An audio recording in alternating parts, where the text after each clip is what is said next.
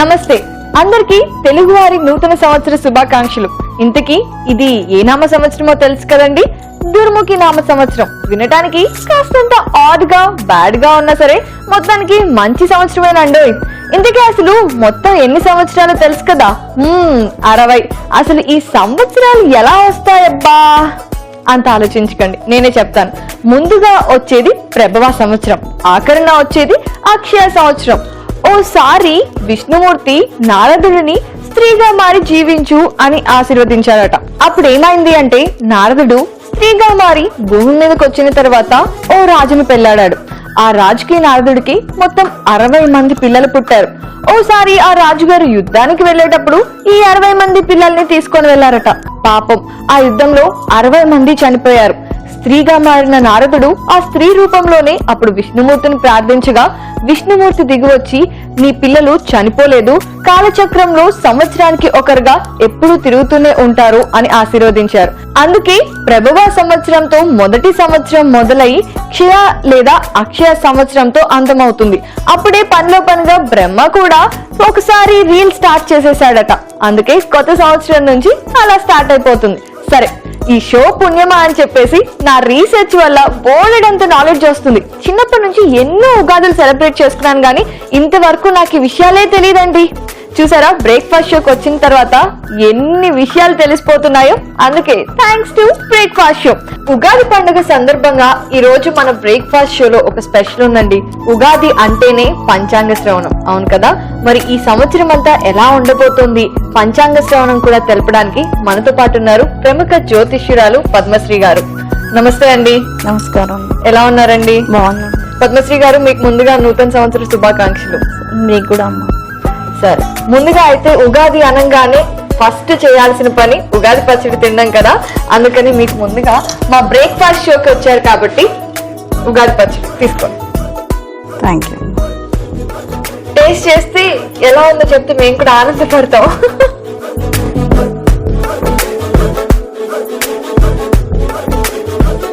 అలా అద్భుతంగా ఉన్నాము. Thank you so much Padmasri గారు. ఉగాది పచ్చడి అంటేనే 6 రోజులు అవును కాబట్టి అన్ని కూడా చక్కగా కలిసాయి. చక్కగా ఈ ఉగాది రోజు ఉగాది పచ్చడి తినటంలో కూడా ఒక ముఖ్య ఉద్దేశం ఉన్నది కాబట్టి చక్కగా అన్ని కలిపారు. బాగుందమ్మా, చాలా బాగుంది. ధన్యవాదాలండి. మరి అంటే ఈ సంవత్సరం పేరే కొంచెం వినటానికి అంటే దుర్ముఖి అంటే జనరల్ గా మనం అనుకుంటాము అందులో కొంచెం అంటే ఏదన్నా చెడు జరుగుతుందేమో అన్న ఆలోచన వచ్చేస్తుంది. అటువంటిది ఏం అవసరం లేదు. అంటే ప్రతి సంవత్సరానికి ఒక ఇదనేది ఉంటుంది కాబట్టి మంచి చెడుల సమ్మేళనమే మన జీవితం. కాబట్టి మంచి రాగానే ఆనందపడి చెడు రాగానే డిప్రెస్ అయిపోయి దుఃఖపడటం అనేది అది కరెక్ట్ కాదు. ఈ సంవత్సరానికి అధిపతి శుక్రుడు వచ్చాడు కాబట్టి ముఖ్యంగా మన ఆడవారికి చక్కగా గౌరవ మర్యాదలు అనేది చక్కగా లభిస్తాయి. సరే, ఇంతకు ముందు ఎలా ఉన్నా కూడా ఈ సంవత్సరం ఆడవారికి ఆధిపత్యత అనేది ఎక్కువగా ఉండటం జరుగుతుంది కాబట్టి ఈ సంవత్సరం మంచిగానే ఉంటుందమ్మా. పద్మశ్రీ గారు, మీరు పంచాంగ శ్రవణం చెప్తుంటే అసలు ముందు మనం మెయిన్ బ్రేక్ఫాస్ట్ షో కదండి. మామూలుగా అయితే రోజు 2 వంటకాలు చేసి చూపిస్తాను. అలాగే ఈ రోజు కూడా ఉగాది స్పెషల్ గా 2 వంటకాలు చేస్తూ ఉంటాను. నేను చక్కగా చేస్తూ ఉంటాను. మీరు ఈ సంవత్సరం నాకు ఎలా ఉంటుందో కూడా ముందు అదే చెప్పాలి. అలాగే పంచాంగ శ్రవణం కూడా తెలుసుకుందాం, సరేనా అండి? సరే, ఇప్పుడైతే ఉగాది స్పెషల్ గా నేను ఇవాళ తయారు చేయబోయే మొదటి వంటకం ఏంటి అంటే అటుకుల కట్టె పొంగలి. మరి మీకు ఇష్టమా కట్టె పొంగలి? చాలా ఇష్టం. అయితే ఇది ఇంకా బాగా నచ్చుతుంది. అపర్ణ చేతితో తింటే ఇంకా చాలా బాగుంటుంది. అది ఉగాది రోజు. Thank you so much. కట్టె పొంగలి ఎంత టేస్టీగా ఉంటుందో మన ఇద్దరికి కూడా ఈ ఇయర్, అలాగే అక్కడ చూస్తున్న వాళ్ళందరికీ కూడా అలాగే ఉండాలని కోరుకుంటూ మరి మనం కట్టె పొంగలి స్టార్ట్ చేద్దాం. అటుకుల కట్టె పొంగలి తప్పకుండా మరి చేద్దామా?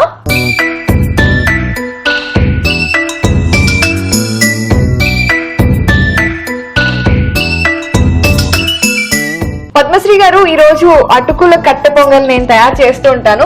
మీరు చక్కగా పంచాంగ శ్రవణం వినిపిస్తూ ఉంటే హాయిగా ఉంటది అనమాట. కొంచెం వాటర్ ఇవ్వరా? Thank you so much. So ఇప్పుడు మనం అటుకుల కట్టె పొంగల్కి ముందుగా ఏం చేయబోతున్నాం అంటే నేను బ్రౌన్ అటుకులు తీసుకుంటున్నానండి. అందుకని ఇవి కొంచెం గట్టిగా ఉంటాయి కాబట్టి కొంచెం ఎక్కువసేపు నానబెట్టుకోవాలి. దానికోసం ఒక బౌల్లో బ్రౌన్ అటుకులు వేసేసుకొని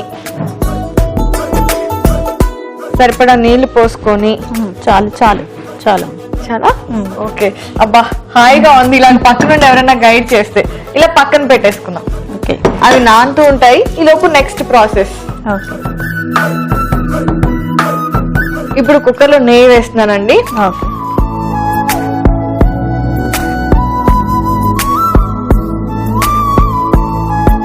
ఇందులో అల్లం ముక్కలు వేసుకుంటున్నాను. ఇప్పుడు నేను మిరియాలు వేస్తున్నానండి. పద్మశ్రీ గారు మిరియాలు కూడా చక్కగా వేగిపోయాయి కదండి. అవునండి. ఇప్పుడు పచ్చిమిరపకాయలు వేస్తున్నానండి.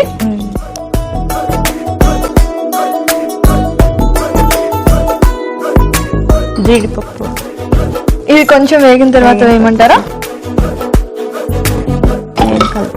కలుపుతారా? జీడిపప్పు వేసేయండి. మరి బంగారం ధర ఏమైనా తగ్గే అవకాశాలు ఉన్నాయంటారా? లేదమ్మా, బంగారం ధర మటుకు అధికంగానే ఉంటుంది. ఎందుకంటే ఈ సంవత్సరం అందరికీ కూడా ఆడవాళ్ళకి అనుకూలంగా ఉంటుంది కాబట్టి డబ్బులు పుష్కలంగా ఉంటాయి. ఎప్పుడైతే కొనుగోళ్లు పెరుగుతాయో ధరలు అధికంగానే పెరుగుతాయి కాబట్టి బంగారం ధర అధికంగానే ఉంటుంది. వెండి తక్కువగా ఉంటుంది. ఏదైనా వెండి వస్తువులు కొనుక్కోవాలంటే కొనుక్కోవచ్చు. వెండి ధరలు తక్కువగానే ఉంటాయమ్మా.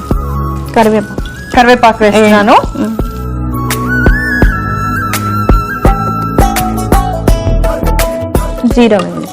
జీలకర్ర. ఇప్పుడు కొంచెం ఇంగువ వేస్తున్నానండి. కొద్దిగా చాలా, చిటికెడు చాలు ఇంగువ. చాలా ఓకే. ఎక్కువ వేస్తే చేదు వస్తుందండి. ఇప్పుడు సరిపడేంత ఉప్పు వేసి సరిపోతుందంటారా? కొద్దిగా ఏమంటారా? ఓకే, చాలు. ఇప్పుడు ఇందులో పెసరపప్పు వేస్తున్నాను.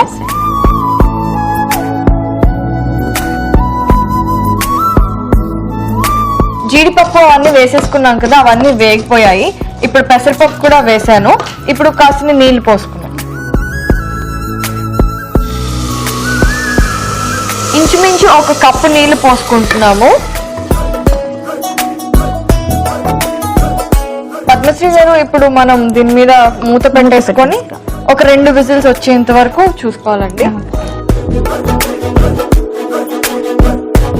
ఇప్పుడు ఇవి 2 విజిల్స్ రావాలంటే కొంచెం టైం పడుతుంది కదా. సరే, 2 విజిల్స్ వచ్చేసాక ఆపేసాను కదండి. ఇప్పుడు ఓపెన్ చేద్దాం. ఓకే,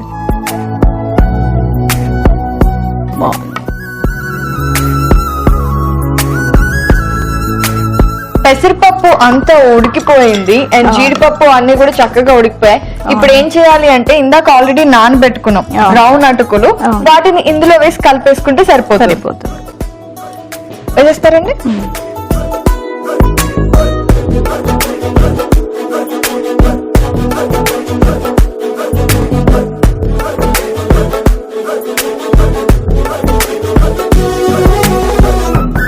మరి ఈ సంవత్సరం అన్ని రాశులకి ఎలా ఉండబోతుందో కాస్త చెప్తే, ముఖ్యంగా నా రాశి అది. సరే, ముందైతే నేను అంటే మన అటుకుల కట్ట పొంగల్ తయారైపోయింది కదా, స్టవ్ కూడా ఆఫ్ చేస్తాను. ఇప్పుడు సర్వింగ్ బౌల్ తీసుకొచ్చి సర్వ్ చేసేస్తానండి. ఆ తర్వాత మనం రాశుల గురించి మాట్లాడతాం. రాశుల్లో మొదటి రాశి మేషరాశి. మేషరాశికి ఎలా ఉండబోతుందండి? మేషరాశికి ఆదాయం వచ్చేసి 1, వ్యయం వచ్చేసి 7 ఉంటుంది. రాజపూజ్యం 2, అవమానం 7 ఉంటుంది. కాబట్టి కాస్త జాగ్రత్తగా, అంటే ఆదాయ వ్యయాలు కాస్త హెచ్చు తగ్గులుగా ఉన్నాయి కాబట్టి జాగ్రత్తగా ఉన్నట్టయితే బాగుంటుంది. అపర్ణ, చక్కగా మేషరాశి వారికి ఈ సంవత్సరం ఎలా ఉంటుందో మనం తెలుసుకున్నాము. అలాగే అటుకుల కట్టె పొంగలి ఎలా తయారు చేయాలో కూడా తెలుసుకున్నాము. అండ్ మీరు కూడా మధ్య మధ్యలో నాకు మంచి మంచి టిప్స్ కూడా ఇచ్చారు పద్మశ్రీ గారు. మరి మన అటుకుల కట్టె పొంగలి చూసారా, తయారైపోయింది. ఎలా ఉంది చూడటానికి? చాలా బాగుంది, చూడటానికి అద్భుతంగా అపర్ణలాగే అందంగా ఉంది. సో మరి ఇది టేస్ట్ చేస్తే మీలాగా ఇంకా అత్యద్భుతంగా ఉంటుంది. ఫస్ట్ నువ్వు టేస్ట్ చేయి, నేను నీకు తినిపిస్తాను. అవునా? ఇప్పుడే కాదు, ఎందుకంటే మన వాళ్ళు అక్కడ కూర్చొని చూస్తున్నారు కదా, వాళ్ళకి ఇంకాస్త క్లారిటీ కావాలన్నమాట. అందువల్ల మనం తినే ముందు ఒక్కసారి వారు ఇంకొకసారి అటుకుల కట్టె పొంగలకు కావాల్సిన పదార్థాలు అలాగే తయారు చేసుకునే విధానాన్ని మీరు ఇప్పుడు ఒకసారి చూసొచ్చేయండి. ఆ తర్వాత నేను టేస్ట్ చేసి ఎలా ఉందో చెప్తాం. అటుకుల కట్టె పొంగలికి కావలసిన పదార్థాలు: బ్రౌన్ అటుకులు 1 కప్పు, పెసరపప్పు 1/2 కప్పు, నెయ్యి 2 టేబుల్ స్పూన్లు, జీరా 1/2 టీ స్పూన్, పచ్చిమిర్చి 3, అల్లం 1/2 టీ స్పూన్, కరివేపాకు కొద్దిగా, మిరియాలు 1 టేబుల్ స్పూన్, ఇంగువ కొద్దిగా, ఉప్పు సరిపడేంత, కాజు 10. అటుకుల కట్టె పొంగలి తయారు చేసుకునే విధానం. ముందుగా ఒక బౌల్లో అటుకులని నీళ్లలో వేసి నానబెట్టుకోవాలి. తర్వాత కుక్కర్ లో నెయ్యి వేసుకొని అల్లం ముక్కలు, మిరియాలు, పచ్చిమిర్చి, జీడిపప్పు, కరివేపాకు వేసి ఒకసారి వేయించుకొని జీలకర్ర, ఇంగువ, ఉప్పు, పెసరపప్పు, సరిపడా నీళ్లు పోసుకొని ఉడికించుకోవాలి. ఆ తరువాత నానబెట్టుకున్న అటుకులను కూడా వేసి బాగా కలుపుకొని సర్వింగ్ బౌల్ లోకి తీసుకుంటే ఎంతో టేస్టీగా ఉండే అటుకుల కట్టె పొంగలి రెడీ.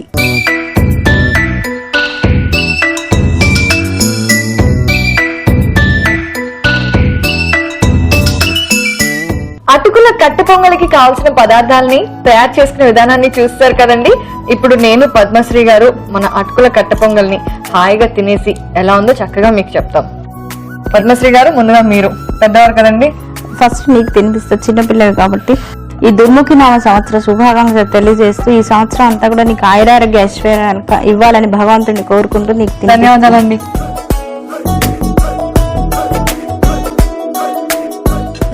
ఎలా ఉంది? చాలా చాలా బాగుంది. నువ్వు వంట కదా బాగుంటుంది, అపర్ణ వంట కదా. లేదు, మీరు కూడా కొన్ని టిప్స్ చెప్పారు కదా, మీరు కూడా తిని చూడండి. అక్కడ స్పూన్ ఉంది.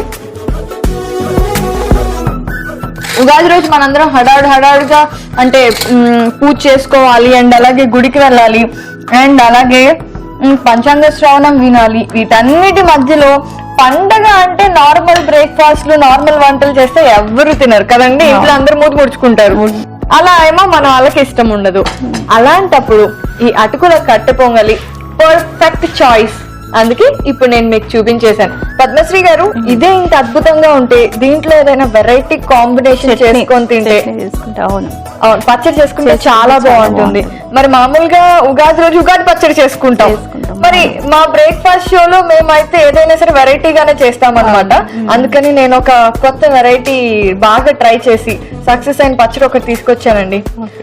వేప పువ్వు కొబ్బరి పచ్చడి. వావ్, వినడానికి అద్భుతంగా కొత్త వెరైటీగా ఉంది. నువ్వు ఎప్పుడెప్పుడు చేస్తావని ఎదురు చూస్తున్నాను అపర్ణ. తప్పకుండా నేను ఇప్పుడే చేసేస్తాను వేప పువ్వు కొబ్బరి పచ్చడి. కాకపోతే దానికంటే ముందు మనం ఇందాక మేష రాశికి ఎలా ఉంటుందో చూసుకున్నాం కదా. మరి నెక్స్ట్ రాశి వృషభ రాశి. వృషభ రాశి వారికి ఆదాయం వచ్చేసి 2, వ్యయం వచ్చేసి 8 ఉంటుంది. రాజపూజ్యం 6, అవమానం వచ్చేసి 4. కాబట్టి వృషభ రాశికి ముఖ్యంగా శుక్రుడు కాబట్టి వీళ్ళకి మామూలుగా బాగానే ఉంటుంది. కాకపోతే కాస్త అడ్డంకులు అంటే వీళ్ళు ఉండేటువంటి విధానం, లగ్జరీ ఖర్చులు పెట్టడం వల్ల ఎప్పుడైనా సరే ఆర్థికంగా ఇబ్బందులు రావడానికి అవకాశాలు ఎక్కువగా ఉంటుంది. కాబట్టి వీళ్ళు ఆ ఖర్చు విషయాల్లో కాస్త జాగ్రత్త వహించినట్టయితే అద్భుతంగా ఉంటుంది అపర్ణ. సరే అండి, మరి వేప పువ్వు కొబ్బరి పచ్చడి మరి నేను ఇప్పుడు వెరైటీగా మీకు తయారు చేసి చూపిస్తాను. మీరు కూడా చక్కగా నాకు అందులో కూడా చక్కగా టిప్స్ ఇస్తే నేను ఫాలో అయిపోతూ ఉంటాను అనమాట. చేద్దామండి. ఓకే,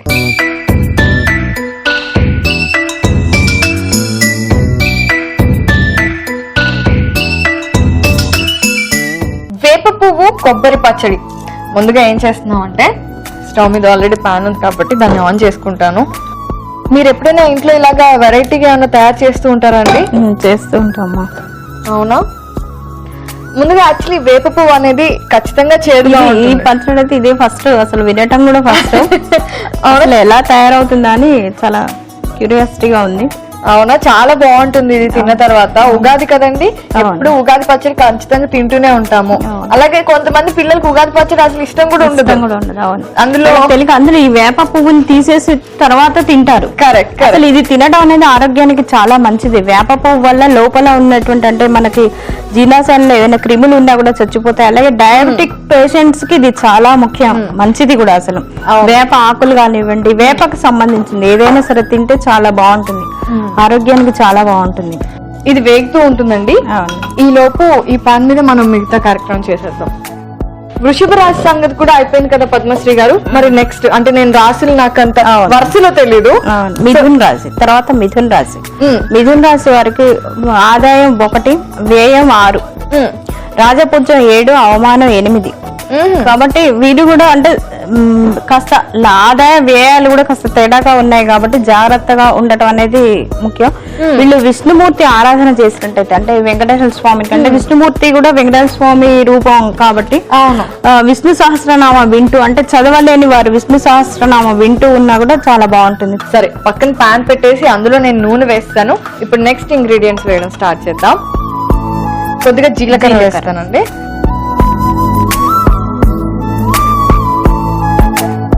జీలకర్ర వేసాను, ఆ తర్వాత నేను పచ్చిశనగపప్పు వేస్తున్నా. మరి నెక్స్ట్ రాశి గురించి చెప్తారా పద్మశ్రీ గారు? తప్పకుండా. నెక్స్ట్ రాశి మిథునం తర్వాత కర్కాటకం. కర్కాటక రాశి అధిపతి చంద్రుడు కాబట్టి ఈ సంవత్సరం కూడా వాళ్ళకి ఆదాయం 6, వ్యయం 8 ఉన్నది. ఎప్పుడైనా సరే కర్కాటక రాశి వారికి అంటే ముత్యం ధరించినట్టయితే వీళ్ళకి మానసికమైనటువంటి ప్రశాంతత అనేది కూడా కలుగుతూ ఉంటుంది అపర్ణ. Okay okay. ఎప్పుడైతే చంద్రుడు మన రాశ్యాధిపతి కానీ మన ఉంటారో అప్పుడు ముత్యం అనేది చాలా మంచిది, ధరించాలి, చాలా మంచిది. Okay okay. ఇప్పుడు నేను ఎండుమిరపకాయలు వేస్తున్నానండి, అలాగే కరివేపాకు.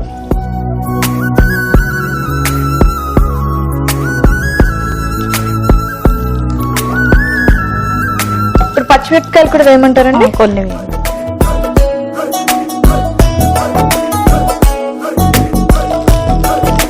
చాలు, స్టవ్ ఆపేసి ఇది మాడి. ఇందులో కొద్దిగా అల్లం ముక్కలు వేసేసి ఆ వేడికి ఇది అయిపోతాయి, మగ్గిపోతున్నాయి, ఏం కాదు. ఇప్పుడు ఇంగువ వేసుకుందామండి. సో ఇప్పుడు కొబ్బరి ముక్కలు వేసేస్తున్నాను. ఇవి వేగుతూ ఉంటాయి. ఈ లోపు మనం కర్కాటక రాశి తర్వాత ఏం పద్మశ్రీ గారు? సింహరాశి. సింహరాశి, ఓకే. సింహరాశి వాళ్ళకి రాశి అధిపతి రవి కాబట్టి వాళ్ళు ఎప్పుడైనా కూడా కింగ్ లాగే ఉంటారు. రాశి అధిపతి కూడా రవి కాబట్టి వాళ్ళు అన్ని రంగాల్లో కూడా రాణించడానికి అంటే 10 మందిలో ఉన్నా కూడా వాళ్ళకి ఒక ప్రత్యేకమైన గుర్తింపు ఉంటుంది అపర్ణ సింహరాశి వాళ్ళకు. ఓకే అండి. కొబ్బరి ముక్కలు కూడా కాస్త వేగాయి కదా, ఇప్పుడు ఆపేయమంటారు లేదా ఇంకా ప్రయత్నిద్దామా? ఆపేసి. ఓకే. అండ్ మన వేప పువ్వు కూడా వేగిపోయింది, అందుకని నేను ఆపేసాను. ఇప్పుడు ఇది కొంచెం చల్లగా అయిన తర్వాత మనం వేప పువ్వు కూడా వేసేసి ఆ తర్వాత ఇంకా కొన్ని ఇంగ్రీడియంట్స్ వేయాలన్నమాట, అవి కూడా వేసి మిక్సీ చేసుకున్నాం. కొంతసేపు చల్లగా అవడానికి టైం పడుతుంది కదండి, ఈ లోపు మనం నెక్స్ట్ రాశి గురించి మాట్లాడేసుకుందాం. సింహం తర్వాత కన్యా రాశి. కన్యా రాశి కూడా అధిపతి బుధుడు. ఇప్పుడు కన్యా రాశి వాళ్ళు అనగానే ఏమవుతుందంటే శుద్ధిమెత్తనగా ఉంటారు వాళ్ళు. అంటే అన్ని కూడా సమంగా స్వీకరించినట్టయితే మానసిక బలం పెంచుకోవాలి. ఏకాంతంగా గడపకుండా కాస్త ఫ్రెండ్స్ తో కానివ్వండి అలా గడుపుతూ ఉండటం అనేది మంచిది అపర్ణ. చాలా బాగా చెప్పారు పద్మశ్రీ గారు. మరి ఇది ఇంకా చల్లగలేదు కదండి, కాస్త టైం పడుతుంది. ఇప్పుడు మనం వేప పువ్వు కొబ్బరి కలిపి పచ్చడి చేసుకుంటున్నాము. సో కొబ్బరి వేయించాం కదా, అది చక్కగా చల్లారిపోయింది. ఇప్పుడు నేను వెళ్ళి మిక్సీ జార్ తీసుకొస్తానండి. సరే అపర్ణ.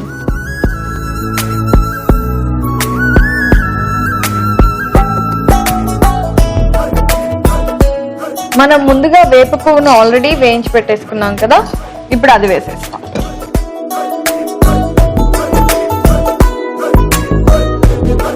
ఇలా చేయడం వల్ల ఏంటి అంటే వేప పువ్వు తినను అనే వాళ్ళు కూడా చక్కగా వాళ్ళకి తెలియదు కాబట్టి మిక్సీలో వేయడం వల్ల శుభ్రంగా తినేస్తారు. ఉగాది పచ్చడిలో మనకు తెలియకుండా స్కిప్ చేసినా కూడా ఇందులో వెళ్ళిపోతుంది వాళ్ళ పొట్టలో. చింతపండు కొంచెం వేస్తాను, ఆ తర్వాత ఉప్పు.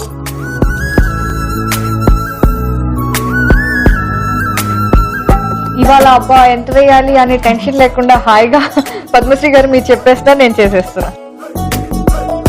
ఇప్పుడు నేను వెళ్ళి మిక్సీ తీసుకొస్తానండి. చూడండి పద్మశ్రీ గారు, బాగా పచ్చడి అయినట్టే కదా, పేస్ట్ అయింది కదా సరిగ్గా. ఓకే అండి. సో ఇప్పుడు నెక్స్ట్ ఏం చేయాలి అంటే చెప్తాను. ఈ పాన్ కాస్త పక్కన పెట్టేసి పోపు పాన్ తీసుకురావాలి.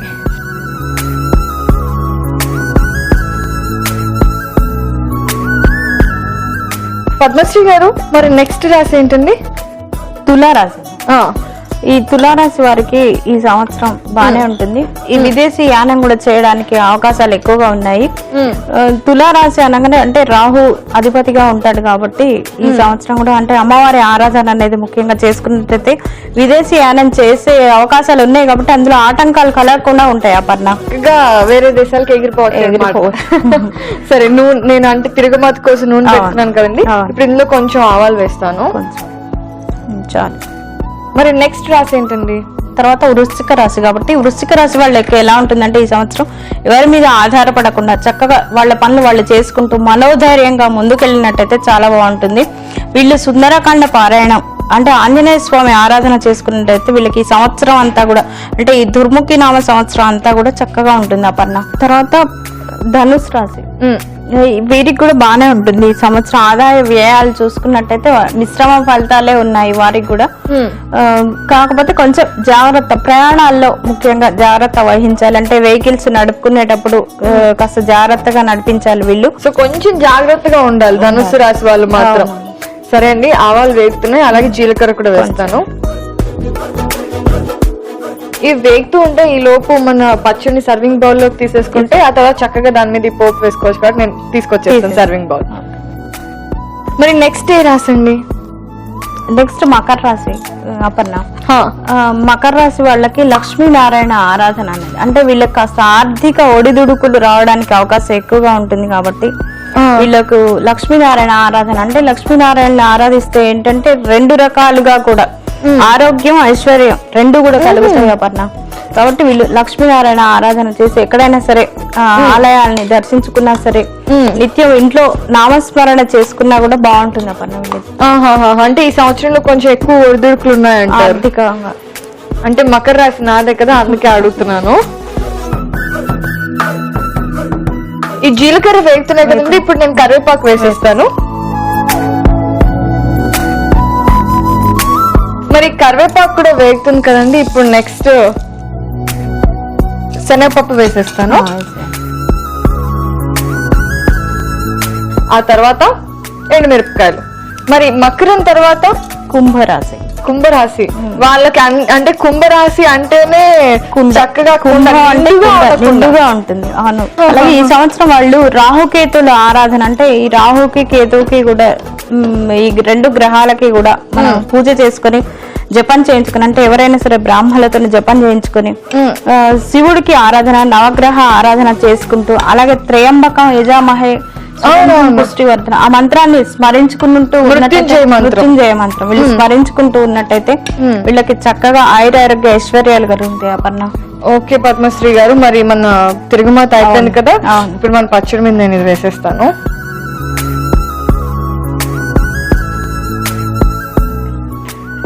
వేప పువ్వు కొబ్బరి పచ్చడి తయారైపోయిందండి. మరి దీనికి కావాల్సిన పదార్థాలు ఏంటో, తయారు చేసుకునే విధానం ఏంటో మరొకసారి చూద్దాం. వేప పువ్వు కొబ్బరి చట్నీకి కావాల్సిన పదార్థాలు: కొబ్బరి పావు కప్పు, పచ్చిమిర్చి 2, అల్లం 1/2 టీ స్పూన్, ఎండుమిర్చి 2, పచ్చిశనగపప్పు 2 టేబుల్ స్పూన్లు, ఉప్పు తగినంత, చింతపండు పావు టీ స్పూన్, జీరా పావు టీ స్పూన్, నూనె 2 టీ స్పూన్లు, కరివేపాకు కొద్దిగా, ఆవాలు పావు టీ స్పూన్, ఇంగువ కొద్దిగా.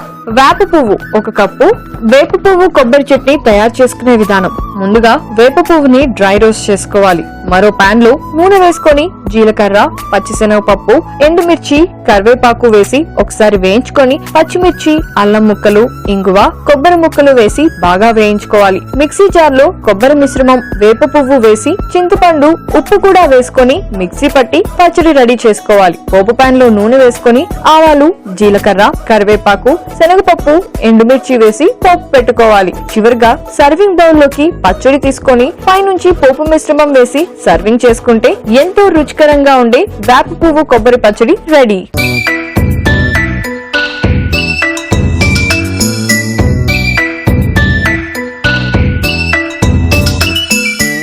వేప పువ్వు కొబ్బరి పచ్చడికి కావాల్సిన పదార్థాలని తయారు చేసుకునే విధానాన్ని చూస్తారు కదండి, ఇప్పుడు టేస్టింగ్ టైం.